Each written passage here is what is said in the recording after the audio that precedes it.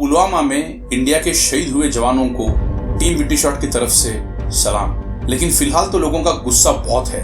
लोग कह रहे हैं कि सीधा बंदूक उठाना चाहिए, सीधा घुसना चाहिए। मेरे ख्याल शायद दुनिया में ऐसी कोई सेना हो जो सीधे बंदूक उठाकर चल देती होगी, क्योंकि युद्ध नीति एक बहुत बड़ा शास्त्र है जिसके 3 स्तंभ है: अंदाजा, तैयारी और हमला। पहली स्टेप अंदाजा मतलब जजमेंट। जैसे कि सबसे पहले एक समझदार आर्मी जनरल को यह मालूम होना चाहिए कि लड़ना चाहिए भी या नहीं। क्या उसे छोटी या बड़ी सेना से निपटने के सारे तरीके मालूम है?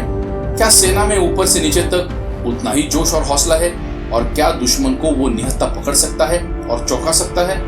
और क्या सेना प्रमुख के कुछ अपने भी अधिकार है, या हर चीज के लिए उसे राजा की, प्रेसिडेंट की या प्राइम मिनिस्टर की परमिशन लेनी पड़ेगी? अगर इसमें हर एक सवाल का जवाब हाँ है, तो फिर दूसरे पड़ाव की तैयारी शुरू होती है।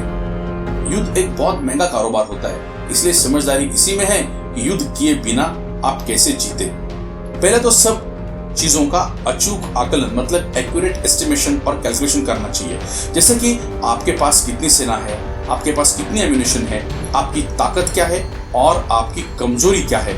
हमला करने से पहले अपने आप को कहां पर महफूज मतलब सिक्योर किया जाए, शत्रु सेना की ज्योग्राफी क्या है, वहां के रास्ते, वहां का टेरेन कैसा है, वहां की चुनौतियां क्या है, कौन से सिग्नल्स का प्रयोग किया जाएगा और कम्युनिकेशन कैसे होगा, युद्ध के मॉक ड्रिल्स कैसे किए जाएंगे, शत्रु सेना कब सुस्त रहती है और थकी हुई रहती है ताकि उसी वक्त हमला बोल दिया जाए, शत्रु सेना कौन है और उसकी ताकत और उसकी कमजोरी क्या है, उसकी भी सारी जानकारी होनी चाहिए।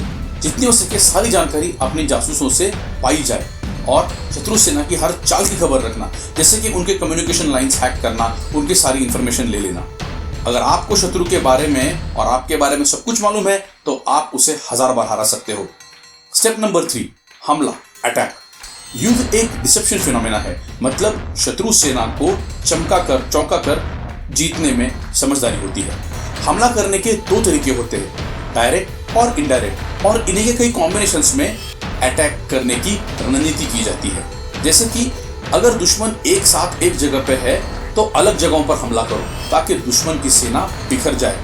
हमला तभी करो जब दुश्मन को लगे कि आप हमला नहीं करने वाले हो। वहीं पर हमला करो जहां पर हमला होने का शत्रु सोच भी नहीं सकता। कोशिश करो कि आप ऐसे वक्त हमला करें कि दुश्मन को तैयारी का मौका भी न मिले। शत्रु सेना में हड़बड़ी फैला दो।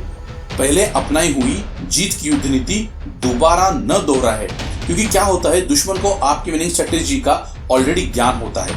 कोशिश करो कि आपकी सेना बहुत देर तक लड़ती ना रहे और वो पूरी तरह थक न जाए। प्लान एग्जीक्यूशन और एक्शन दोनों भी क्विक होना चाहिए ताकि हमारे दुश्मन के सामने एक्सपोज होने के चांसेस कम हो जाए। दुश्मन के सबसे बड़े गढ़ को उड़ा दो ताकि उसका मनोबल टूट जाए। शत्रु सेना के कैंप्स में आग, फायर लगा दो और जब वो हड़बड़ा गए हो तभी हमला बोल दो।